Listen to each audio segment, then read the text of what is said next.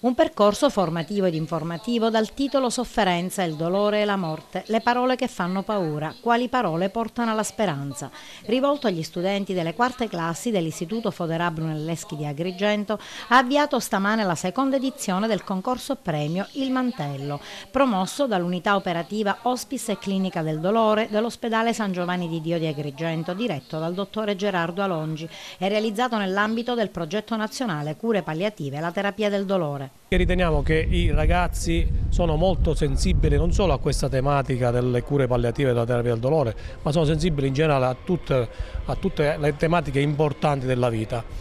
Riteniamo peraltro che bisogna partire dalle scuole, dai ragazzi, per migliorare il bene comune della società italiana, che in questo momento sta vivendo dei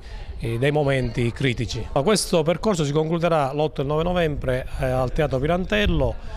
Saranno premiati 3 elaborati, i più belli di questo concorso. I premi sono in denaro, speriamo che li possano utilizzare per pagarsi le prime rate all'università.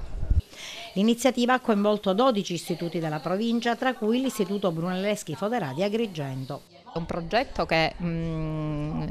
rientra nell'ambito delle attività di educazione alla salute, ma quest'anno io credo che